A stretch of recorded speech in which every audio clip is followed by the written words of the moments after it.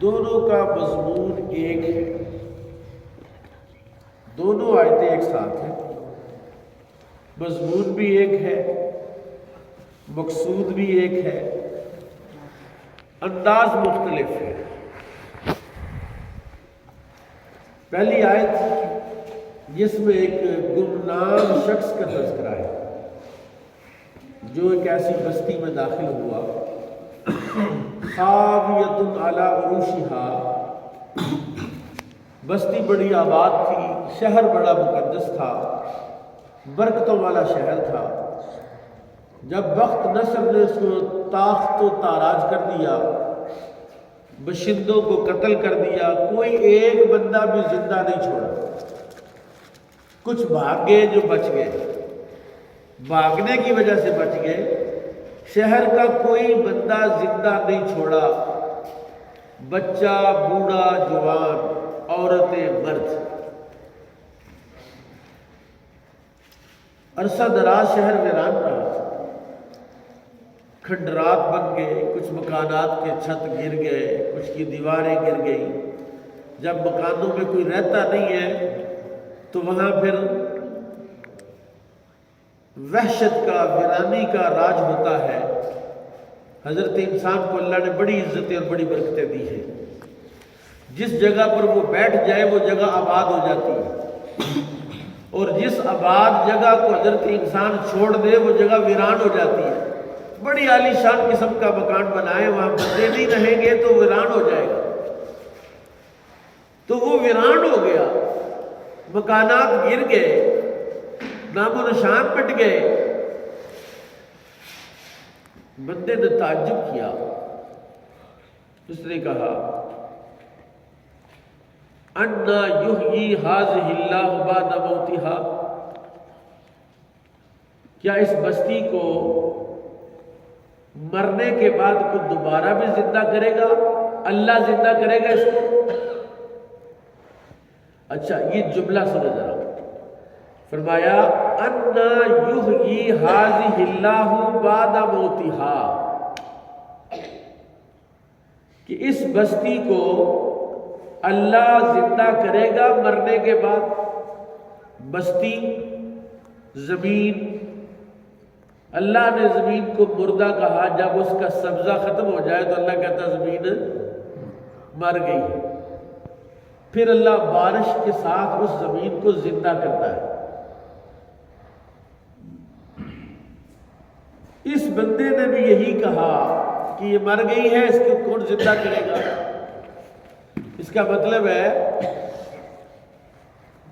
Be B C نے ایک documentary بنائی تھی کچھ عرصہ پہلے، یہ منڈی بہاؤدین گجرات کے گرد و کہ تھوڑا آگے آ جائے، ابھی آ گیا، دائرہ بنا لے نا ذرا۔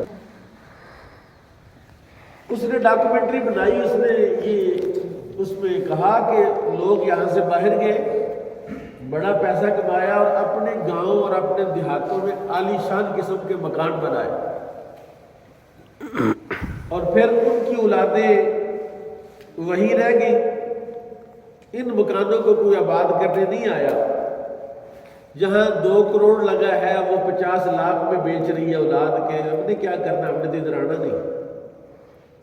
جو 10 کروڑ کی ہے وہ کروڑ کی بھی نہیں، وہ 70-80 لاکھ کی مل رہی ہے کوٹھی وہاں، کیونکہ جس باپ نے بنایا تھا وہ وہی مر گیا، وہی کی اولاد تھی، وہی پلی بڑی، اس نے کہا یہاں ہم نے کیا کرنا آگے۔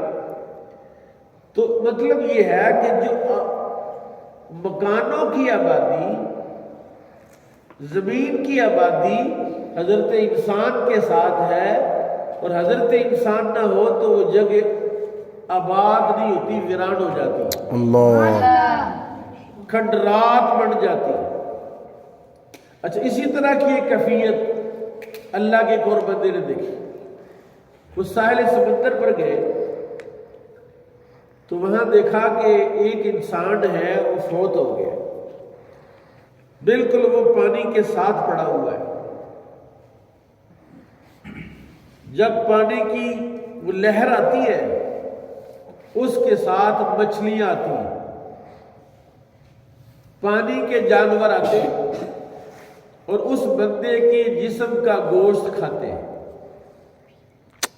اور جب لہر چلی جاتی ہے واپس تو اڑنے والے پرندے آتے ہیں، اس بندے کا گوشت نوچتے ہیں۔ ذہن میں خیال پیدا ہوا کہ یہ بندہ بھی اللہ اس کو زندہ کرے گا، اس کا گوشت کچھ جو ہے وہ دریائی جانور کھا لے، ان کے پوٹوں میں چلا گیا اور وہ ظاہر ہے وہ فضلہ بھی دریا میں، پانی میں، سمندر بھی ختم ہو جائے گا، اور کچھ اس کا گوشت جو ہے وہ پرندے کھا رہے ہیں، تو وہ پرندے اپنی پوٹوں میں لے کے پتہ نہیں کہاں کہاں جا کے اس کو فضلہ نکال دیں گے۔ اب اس کو اللہ کیسے زندہ کرے گا، اس کو اللہ کیسے جمع کرے گا، یہ سوال اس بندے کے ذہن میں آیا۔ اس بندے نے بھی یہی سوال پوچھا جو پہلے ہی آیت میں ذکر ہوا، لیکن اس نے کیا کہا؟ قرآن نے اس لفظ کو ذرا سنے کیسے خوبصورت بیان۔ قرآن کہتا ہے وَإِذْ قَالَ إِبْرَاهِيمُ رَبِّ أَرِنِي كَيْفَ تُحْيِي الْمَوْتَى، جب کہا ابراہیم نے میرے رب مجھے دکھا تو مردوں کو کیسے زندہ کرتا ہے۔ یہاں اس ہستی اور شخصیت کا نام ذکر کیا۔ پہلی آیت میں بھی یہی سوال تھا، اَنَّا یُحْیِی هَذِهِ اللَّهُ بَعْدَ مَوْتِهَا، کہ اس بستی کو اللہ کیسے زندہ کرے گا۔ وہاں اس بندے کا نام ذکر نہیں ہوا۔ اس آیت میں بندے کا نام بھی لیا گیا، یہ بڑی بات نہیں ہوتی؟ اللہ اکبر، کہ آیت قرآن کی یہ آیت جب بھی پڑھی جائے گی اس بندے کا نام تلاوت کیا جائے گا، اس کے ہر حرف کے بدلے میں اللہ تعالیٰ 10 نیکیاں عطا فرمائے گا، اور قیامت تک اس کا نام زندہ رہے گا۔ اللہ حضرت فخر رازی کہتے ہیں فرق دونوں میں یہ ہے کہ حضرت ابراہیم نے یہ نہیں کہا کہ اَنَّا یُحْیِی هَذِهِ اللَّهُ بَعْدَ مَوْتِهَا، انہوں نے اللہ کو رب کہہ کر پکارا، ہائے ہائے، واہ واہ واہ واہ، ادب کیا، ربی ارینی، میرے رب مجھے دکھا، کیف تحیی الموتیٰ، تو مردوں کو کیسے زندہ کرے گا۔ تو جس نے ادب کیا اس کا نام بھی ذکر کیا اور اللہ نے اس کو اجر بھی عطا فرمایا۔ اللہ، تو یہ قرآن کا پیغام ہے کہ فیض ہمیشہ ادب والوں کو ملتا ہے، بے ادبوں کو۔ ہائے ہائے ہائے، واہ واہ واہ واہ واہ، سبحان سبحان اللہ سبحان اللہ۔ کہ اللہ نے سوال دونوں ایک ہے، وہاں بھی اس نے دیکھا کہ بھی پرندے بھی کھا رہے ہیں، مچھلیاں بھی کھا رہی ہیں، مینڈک بھی کھا رہے ہیں، یہاں کیڑے مکوڑے بھی کھا رہے ہیں، یہ ادھر کو جا رہے ہیں ادھر کو جا رہے ہیں۔ اللہ ان کی پوٹوں میں سے اس گوشت کو جمع کرنے کی قدرت رکھتا ہے، تو اللہ تو کیسے اس کو زندہ کرے گا۔ پھر اس کی طرف اشارہ نہیں کیا، اس بندے نے کیا کہا، اَنَّا یُحْیِی هَذِهِ اللَّهُ بَعْدَ هَذِهِ، یہ حاضی کا معنی کیا؟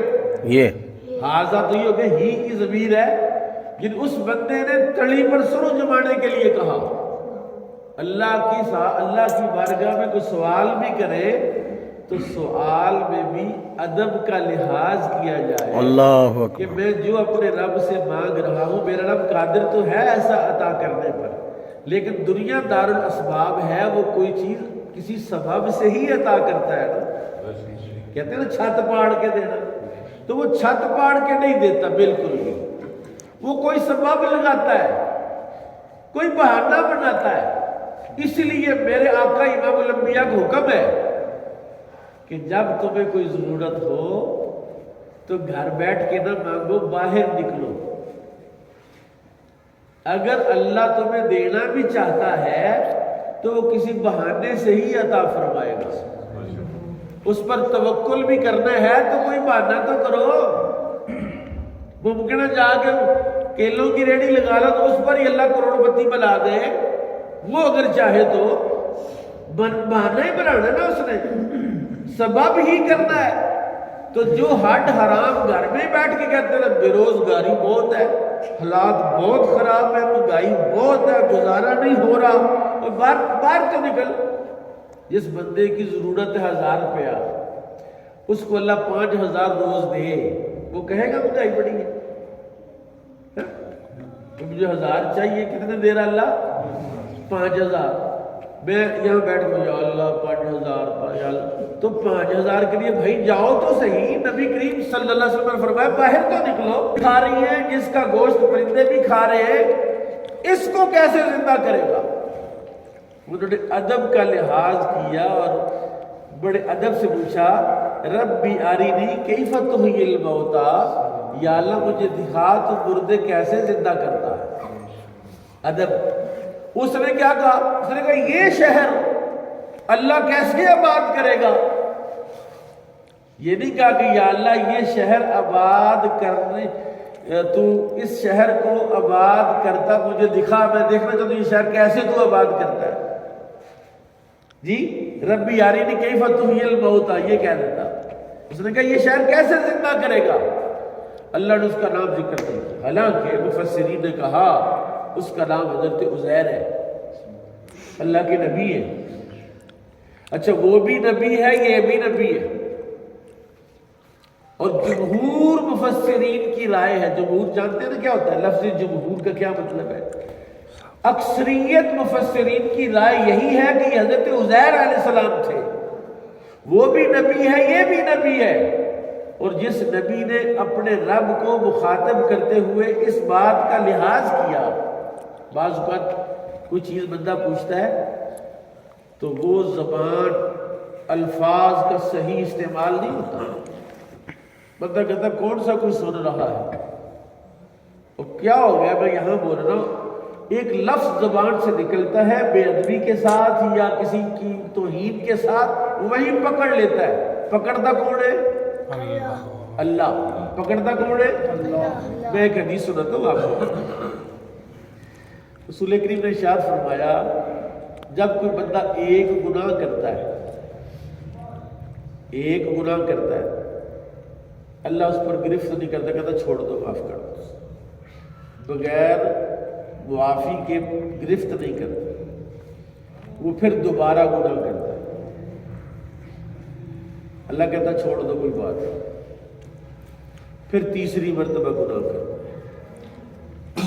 اللہ کہتا پھر بھی چھوڑ دو کوئی بات نہیں۔ یعنی کوتاہی ہوتی 1 2 3، حد ہو گئی نا۔ اب چوتھی مرتبہ جب وہی پنگا کیا تو اللہ نے کہا پکڑ لو اب اس کو، اب یہ حد کراس کر گیا ہے، حد سے تجاوز کر گیا ہے۔ یہ اللہ تعالیٰ کی کائنات کے دستور کو سمجھنا چاہیے۔ اللہ کا دستور کیا ہے؟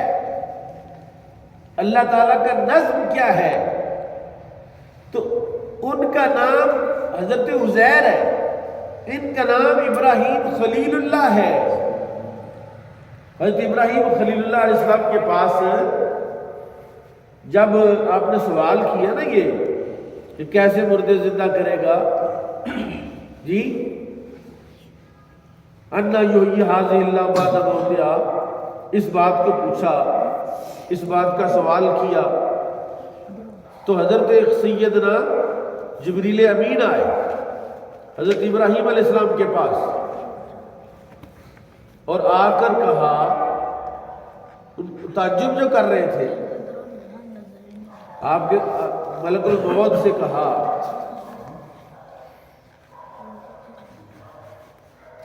ملک الموت سے پوچھا، سوال کیا کہ بھی یہ کیا ماجرا ہے، یہ جو بندہ ہے جس کے گوشت پرندے کھا گئے، مچھلیاں کھا گئی۔ انہوں نے کہا حضور اللہ نے آپ کو خلیل اللہ بنایا ہے۔ کیا بنایا؟ خلیل اللہ بنایا۔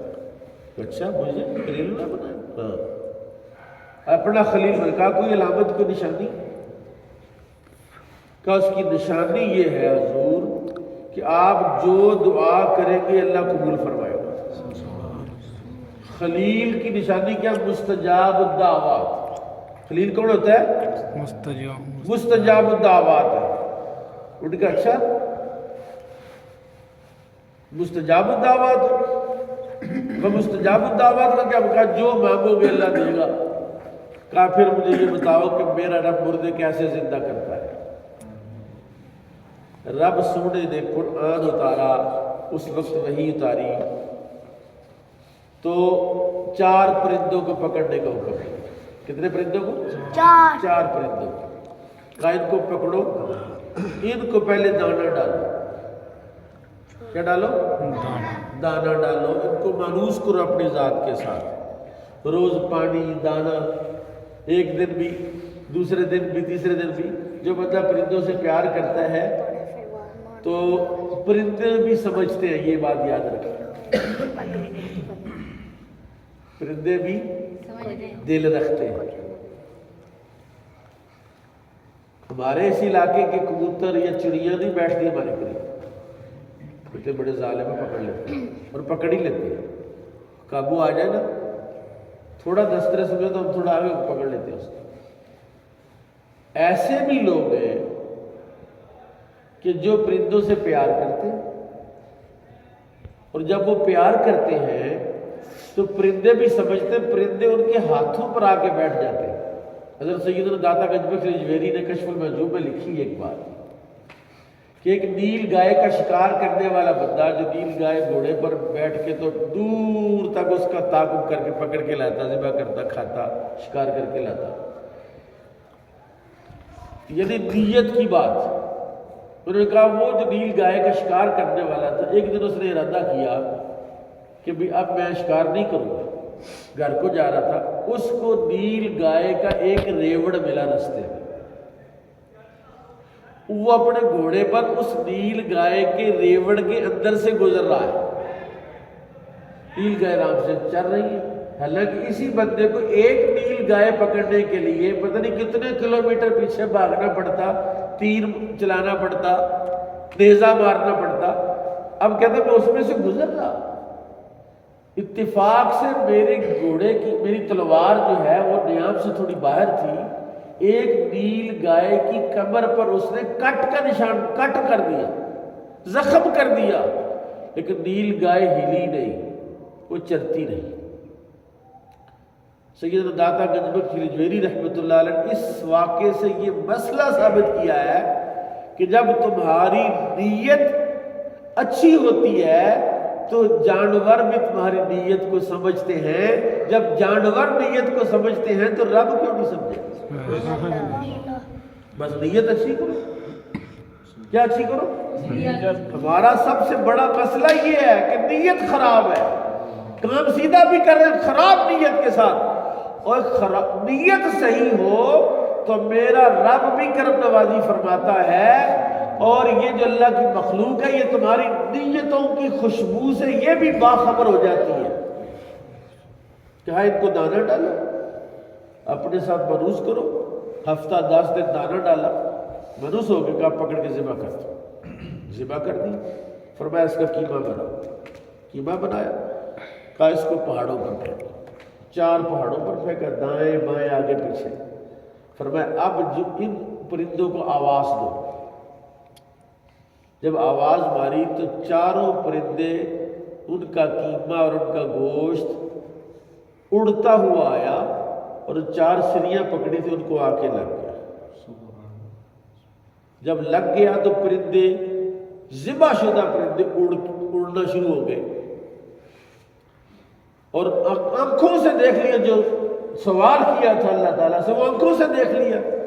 اب ادھر کیا ہوا؟ ادھر بھی دیکھیں. انا یحیی ھذہ اللہ بعد موتھا، کیا اللہ اس بستی کو دوبارہ زندہ کرے گا؟ فاماتہ اللہ 100 عام، 100 سال اللہ نے ان کو موت دے دی. کتنے سال؟ 100 سال. سوال ابراہیم علیہ السلام کا بھی یہی ہے، موت نہیں دی. موت کی تکلیف، انتظار کی تکلیف سے دوچار نہیں کیا. فاماتہ اللہ 100 عام، 100 سال تک ان کو مردہ رکھا. ثم بعثہ، پھر اٹھایا. قال کم لبثت, پوچھا کتنے عرصے کے بعد اٹھے ہو؟ قال لبثت یوما او بعض یوم, کیونکہ صبح صبح نکلے تھے اپنے گھر سے, کھجوریں تھیں, انگور کا جوس تھا, ٹفن تھا, تو گدھے پر دراز گوشت پر سواری تھی, دراز گوشت باندھ دیا, درخت کے پاس ایسے لیٹے تھے اور سو گئے. 100 سال کے بعد اللہ نے اٹھانے کے بعد پوچھا کب لبثت؟ قال لبثت یوما او بعض یوم. جب اپنے دائیں بائیں دیکھا نا, کہا ایک دن یا آدھا دن, یعنی صبح سویا تو دوپہر کو اٹھنا یا ایک دن گزرا. قال لبثت, قال بل لبثت 100 عام, فرمایا 100 سال کے بعد تو اٹھا ہے. اب سوال جو تو نے کیا, فانظر الی طعامک و شرابک لم یتصنع, کہ دیکھو اپنے کھانے کی طرف دیکھو, اپنے پینے کی طرف دیکھو, وہ بسیدہ نہیں ہوا. بعض روایات میں ہوتا کہ آپ گرم روٹی لے کر آئے تھے گھر سے, وہ جو کھولا نا وہ, تو اس میں سے بھاپ نکل رہی تھی. 100 سال کے بعد تر و تازہ روٹی, اس میں سے بھاپ نکل رہی تھی. اب 100 سال کے بعد کپڑا بھی گھر میں کہیں پڑے ہوتے ہیں تو پڑ جاتے ہیں, گڑ جاتے ہیں. آج کل بازار میں مارکیٹ میں کپڑے والوں سے کپڑا لینا جائے تو ایک ہی تو اس کو تو وہ پھٹ جاتا ہے, پتہ نہیں کتنا پرانا پڑا. اب جو کپڑا 100 سال کا ہے, جو اللہ کے نبی کے جسم کو لگا ہوا ہے, وہ کپڑا صحت مند, تندرست یا صحیح سلامت ہے, وہ سیدھا نہیں ہوا کہ انہوں نے کہنا پڑے کہ جناب یہ تو کپڑے ہی پھٹ گئے. 100 سال کے بعد اٹھے, کہا دیکھو اپنے کھانے کی طرف, اپنے پینے کی طرف دیکھو. وانظر الی حمارک, گدھا جو بات دیکھا, گدھے کا ہڈیوں کا پنجر پڑا ہوا. پنجر, میں کہتا ہوں یہاں تو پنجر بھی نہیں رہتا, لیکن اس کے پنجر کو اللہ نے قائم رکھا 100 سال کے بعد. وَلِنَجْعَلَكَ آیَةً لِلنَّاسِ, اللہ نے کہا اس کو ہم لوگوں کے لیے نشانی بنائیں گے. وَانظُرْ إِلَى الْعِظَامِ, ہڈیوں کی طرف ایسے دیکھنا شروع کیا. حضرت جی ہم ہمارے سلسلے میں نا دیکھتے ہیں ایسے, کہتے دیکھنے سے کیا ہوتا ہے. قرآن کہہ رہا ہے وَانظُرْ إِلَىٰ حِمَارِكَ, اللہ کے نبی نے گدھے کی ہڈیوں کے پنجر کی طرف دیکھا, اس پر گوشت چڑھنا شروع ہو گیا, چمڑی آنا شروع ہو گئی. میں کہتا ہوں اگر دیکھنے والے کی نظر میں کچھ ہو تو وہ پنجر کو بھی دیکھے تو اس کو بھی اللہ زندہ فرما دیتا ہے. تو دیکھنے والے کی آنکھیں خالی ہیں تو کیا دیکھے گا, اندر کوئی شے ہی نہیں ہے. پتہ ہے آپ کو کہ یہ جو آپ کی آنکھیں ہیں نا, اصل میں ایک روٹ ہے. ابھی یہ پڑھ رہی ہے نا, یہ سیوریج لائن بڑی ناروال کی, بڑا ناروال کی تاریخ میں اتنا بڑا پائپ, یہ روٹ ہے پانی کے باہر نکالنے کا. یہ تمہاری آنکھیں, یہ روٹ ہے تمہارے دل تک جانے کا. تمہارے دل میں بھی جھانکنا ہو تو نظر پہ دیکھنا پڑے گا, کہ نظر سے جب نظر میں لائیں گے تو سیدھا اللہ والے تیرا دل دیکھ لیتے ہیں وہاں کیا حالات. اگر یہاں سے اس نظر سے قرآن دیکھا تو قرآن کا نور نظر کے ذریعے دل میں گیا. اگر کان بھی ایک روٹ ہے دل کا, کان سے کیا کچھ سنا ہے, چہیے سنے ہیں تو اندھیرا اور ظلمت جائے گی. اگر قرآن سنا ہے, واز سنا ہے, ذکر صالحین سنا, اللہ کا ذکر سنا ہے, تو قرآن سے بھی نور سیدھا دل پر جائے گا. دوسرا روٹ ہے دل کا زبان. اب زبان سے کیا بولتے, میٹھا بولے نا, میٹھا. اور نماز, نیکی, تقوی, قرآن سے میٹھی کوئی شے نہیں. اس کا سیدھا ڈائریکٹ روٹ رسول اللہ نے فرمایا. یہ میں نہیں کہہ رہا کہ مطلب آپ کہہ لیجیے اپنے پاس سے بیان کریں, رسول کریم صلی اللہ علیہ وسلم نے ارشاد فرمایا کہ جسم دل ایسی جگہ ہے کہ گناہ کرو گے تو اس پر سیاہ دبا لگ جائے گا. تو گناہ آنکھ سے کیا جاتا ہے, گناہ کان سے کیا جاتا ہے، گناہ زبان سے کیا جاتا ہے، اور کہا چوتھا روٹ ہے دل کا ہاتھ۔ اگر ہاتھ سے اپنے باپ کے پاؤں دباتا ہے، ابا جی میں مالش نہ کر دوں، ایسے لگتا ہے تھک گئے ہیں آپ، یہ کپڑا اوپر کرے میں مالش کرتا ہوں، اب وہ ہاتھوں سے باپ کو مالش کر رہا ہے تو اس کے دل میں نور داخل ہو رہا ہے، ہاتھوں سے قرآن کھول رہا ہے، نور داخل، ہاتھوں سے جو بھی نیکی کی کوئی کام کر رہا ہے نور داخل ہو رہا ہے۔ اس کا مطلب ہے یہ سارے روٹس دل کی طرف جاتے ہیں۔ جب ان اعضاء کے ساتھ آپ نیکی کرتے ہیں تو آپ کا دل ہی روشن ہوتا ہے۔ چنانچہ میں مسئلہ کر رہا تھا وَانْظُرْ إِلَىٰ حِمَارِكَ، حالانکہ اللہ تعالیٰ گدھے کو سالن کی طرح صحیح نہیں رکھ سکتا تھا۔ اللہ کے نبی سے کہا دیکھو ذرا گدھے کو، نبی نے دیکھا گدھے کے پنجر پر چمڑی چڑھ گئی، جی چمڑی چڑھ گئی، کیف ننشزها، چمڑی چڑھ گئی، ثم نکسوها لحما، پھر دیکھا اس چمڑی میں گوشت بھرنا شروع ہو گیا۔ یہ قرآن کے الفاظ۔ سیدنا دادا حضرت غوث اعظم رضی اللہ تعالیٰ عنہ کہتے ہیں میں جا رہا تھا، ایک شخص ہڈیوں کا پنجر، صرف چمڑا ہے گوشت نہیں ہے، ہڈیاں اس کی محسوس ہو رہی ہیں چمڑی سے۔ اس نے اغثنی یا عبد القادر میری مدد کرو۔ غوث اعظم کہتے ہیں میں آگے بڑھا، میں نے پوچھا کیا مدد، کہا مجھے اٹھاؤ۔ کہتا میں نے اس کا ہاتھ پکڑا اور نگاہ بھی اس کی طرف تھی، نگاہ بھی اس کی طرف سے، ایسے پکڑا اس کو کھینچا تھوڑا سا، وہ سیدھا کھڑا ہونا شروع ہوا تو موٹا ہونا شروع ہوا، نیچے سے کھڑے ہونے تک وہ تندرست اور توانا اور فربا انسان بن گیا۔ حضرت غوث اعظم کے حوالے میں لکھا ہے۔ تو آپ نے پوچھا من انتا، تو کون ہے؟ اس نے کہا انا دین جدی کا، میں تیرے نانا کا دین ہوں، اور اللہ تیرے صدقے مجھے زندگی عطا فرمائے۔ جو سیدنا عبد القادر جیلانی کا لقب ہے محی الدین، دین کو زندہ کرنے والے۔ اور حضرت غوث اعظم کی دین کیسے زندہ کیا تھا؟ کوئی اس کو پانی شانی تو نہیں دیتے رہے۔ حضرت غوث اعظم نے دین کو اپنی نگاہ سے زندہ کیا۔ پڑھیں کتابیں، لٹریچر پڑھیں نہیں تو میرے پاس ہے، میں آپ کو بتاتا ہوں۔ غوث اعظم کی مجلس میں صحبت میں فاسق و فاجر، بد کردار، شرابی، زانی آتے تھے، اور آپ کی نگاہ ناز سے وہ سارے گناہوں سے پاک ہو کر اور دل میں انوار لے کر جاتے تھے، ان کی زندگی بدل جاتی تھی۔ بندے نیک ہو گئے تو دین زندہ ہو گیا، اور بندے مر گئے اس لیے دین مر رہا ہے، دین مر رہا ہے۔ اور دین کے حالات آج کل بہت دیگر گوں ہیں، کیونکہ نہ بازار میں دین نظر آتا ہے، نہ گھر میں دین نظر آتا ہے، نہ سکول میں دین نظر آتا ہے، نہ کسی مجلس میں دین نظر آتا ہے۔ مسجد میں تھوڑا بہت نظر آتا ہے تو بندے نظر آتا ہے۔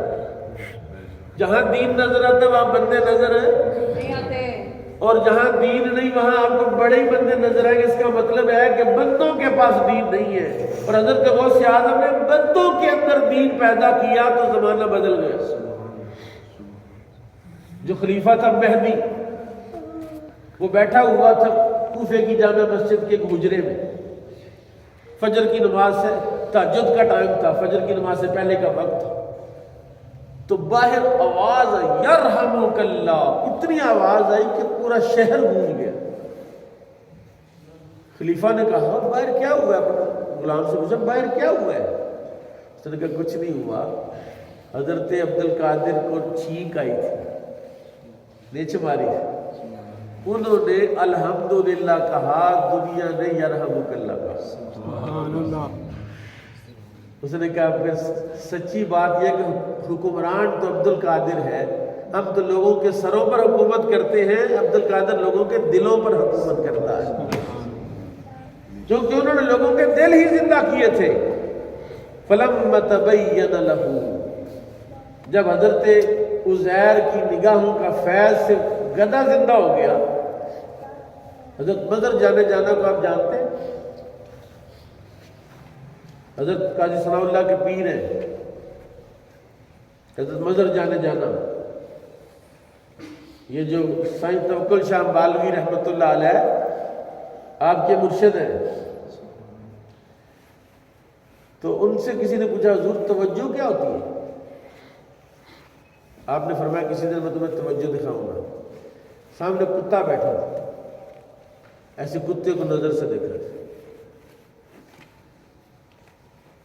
کتا اٹھا باہر گیا جنگل میں، تو 20-25 کتے اس کتے کے ارد گرد دائرہ بنا کے بیٹھ گئے۔ فرمایا یہ توجہ ہے کہ توجہ اگر کتے پہ ڈالی ہے تو کتا کتوں کا امام بن گیا ہے۔ اب وہ کتے کا دماغ خراب ہو، آپ ایک دن وضو کے لیے پانی رکھا ہوا تھا اور اس کتے نے آ کے پانی گندا کر دیا، لاڈلا جو ہو گیا، سردار جو بن گیا۔ اس لیے جب سرداری ملے تو دماغ اوقات سے بندے کو باہر ہے۔ آپ نے اس کی طرف دیکھا، ایسے نظر بھر کے، وہی کتے جو اس کے ارد گرد دائرہ بنا کے بیٹھتے تھے، اس نے اس کو چیر پھاڑ دیا، تباہ کر دیا اس کو۔ فرمایا یہ ہے نظر کی کمال۔ فلما تبین له قال اعلم ان اللہ علی کل شیء قدیر۔ انہوں نے کہا میں نے جان لیا کہ اللہ ہر شے پر۔ حضرت عزیر جب گھر گئے نا، تو وہ نہ وہ محلہ، نہ وہ خاندان، نہ وہ آبادی، جا کے تو آپ نے پوچھا بھی یہاں 100 سال گزر گئے، بندے مر گئے، 100 سال پہلے کیا حالات تھے ناروال کے، اب کیا ہے؟ انہوں نے کہا میں عزیر ہوں۔ وہاں ایک لوڈی تھی جو اندھی ہو چکی تھی، بوڑھی ہو چکی تھی، اپاہج ہو چکی تھی۔ اس نے کہا اگر تم عزیر ہو نا تو عزیر تو مستجاب الدعوات تھے، تم دعا کرو میری آنکھیں ٹھیک ہو جائیں، میں دیکھوں گی تو تجھے پہچان لوں گی۔ آپ نے نظر فرمائی اس کی طرف، دعا کی، اس کی آنکھیں صحیح ہو۔ وہ پاؤں جو ٹانگیں اس کی مر گئی تھی بڑھاپے کی وجہ سے، تو آپ نے اس کو پکڑ کے ایسے اٹھایا تو اس کی ٹانگیں بھی صحیح ہو۔ اس نے کہا آپ کا خاندان اب یہاں نہیں رہتا، آپ کا بیٹا، اس کی عمر 118 سال ہے۔ کتنی؟ 118۔ جب گئے تھے تو 18 سال کا تھا، واپس آئے تو کتنے سال کا ہے؟ 118 سال کا۔ چلیں آپ اس کے پاس لے جاتے۔ وہ آگے بیٹھے ہوئے تھے تو مائی نے شور کیا حضرات دیکھو حضرت عزیر آ گئے ہیں۔ لوگوں نے کہا ایسے نہیں ہو سکتا، جھوٹ بولتی۔ اس نے کہا دیکھو مجھے دیکھو، ان کی دعا سے میری آنکھیں بھی ٹھیک ہو گئی ہیں، میری ٹانگیں بھی ٹھیک ہو گئی۔ بیٹے نے کہا میرے باپ کے دونوں کندھوں کے درمیان ایک بالوں کا گچھا تھا، دیکھے تو وہ بالوں کا گچھا موجود ہے۔ لوگ نہیں مانتے پھر بھی۔ انہوں نے کہا آپ کو نشانی بتائیے۔ انہوں نے کہا مجھے تورات زبانی یاد ہے، ساری تورات اول سے آخر تک سنا دی۔ جب سنائی نا تو یہ عیسائیوں نے پتہ کیا، یہودیوں نے پتہ کیا، یہودیوں نے کہا یہ تو اللہ کا بیٹا ہے، کیونکہ قرآن تو بچے کو یاد ہو جاتا ہے، لیکن قرآن کے علاوہ جتنی کتابیں ہیں کوئی یاد نہیں ہو سکتی، کوئی یاد نہیں کر سکتا۔ کہا عزیر یعنی اس کو اگر تورات یاد ہے تو یہ اللہ کا بیٹا ہے۔ وقالت الیہود عزیر ابن اللہ، قرآن نے کہا، یہودیوں نے کہا عزیر تو اللہ کا بیٹا ہے کیونکہ اس کو تورات یاد ہے، اور تورات اسی کو یاد ہوگی جو اللہ کا بیٹا ہوتا ہے۔ اللہ نے رد کیا قرآن میں۔ اچھا انہوں نے کہا تورات لکھو جو میں نے تمہیں سنائی، لکھی۔ آپ نے فرمایا کہ میں جانتا ہوں کہ تورات کو میرے والد نے ایک جگہ پر دبایا تھا، آؤ دیکھیں وہاں تورات ہے جو 100 سال کے بعد یا 120 سال کے بعد اس تورات کو نکالا، تو جو تورات حضرت عزیر نے لکھوائی تھی اس تورات اس کو ٹیلی کیا آپس میں، حرف بحرف وہی ہوا جو ان کی زبان سے نکلا۔ تو آج کے درس قرآن کا جو فائنڈنگ ہے، جو نتیجہ ہے، وہ کیا ہے؟ پہلا نتیجہ تو یہ ہے کہ ادب کے ساتھ اللہ تعالیٰ مرتبے عطا فرماتا ہے، ادب والوں کے نام زندہ کرتا ہے، ادب والوں کے نام زندہ کرتا ہے۔ دوسرا ہے کہ جو ادب والا ہوتا ہے وہ نہ ماں باپ کا بے ادب ہوتا ہے، نہ استاد کا بے ادب ہوتا ہے، نہ مرشد کا، نہ ولیوں کا، نہ نبیوں کا، نہ صحابہ کا، وہ بے ادب ادب والا۔ اور ادب والا ہو تو پھر 1000 سال بھی گزر جائے تو تب بھی وہ اس کا نام بھی زندہ رہتا ہے، اس کا کام بھی زندہ رہتا ہے۔ تیسرا نتیجہ کیا ہے؟ تیسرا نتیجہ یہ ہے کہ جس کے دل میں اللہ کی معرفت کا نور ہو، اس کی نگاہ سے بندے متقی ہو جاتے ہیں۔ جس کے دل میں معرفت ہو نا، اللہ نے کہا نا یا ایھا الذین آمنوا اتقوا اللہ، اللہ سے ڈرو، وکونوا مع الصادقین۔ تو رسول کریم سے پوچھا کہ یا رسول اللہ یہ تقوی کہاں سے ملتا ہے؟ حضور نے فرمایا یہ عارفین کے دل اس کا مرکز ہے، جو اللہ کی معرفت رکھتے ہیں ان کے دل تقوی کی کانے ہیں، کانے، اور وہ دل سے جب کسی پر نگاہ ڈالتے تو وہ بھی متقی ہو جاتا ہے، وہ سر سے لے کر پاؤں تک شریعت کا نمائندہ بن جاتا ہے، شریعت کا نمونہ بن جاتا ہے۔ اور یہی کام نبیوں کا تھا، اور یہی حضرت عزیر علیہ السلام نے گدھے کو دیکھا، گدھا زندہ ہو گیا، اس کے اندر گوشت پیدا ہو گیا، چمڑی آ گئی، اور اس مائی کے لیے دعا کی، اس کو ہاتھ سے پکڑا تو اس کو آپ نے درست کر دیا۔ تو اللہ تعالی ہمیں عارفین کی صحبت نصیب فرمائے۔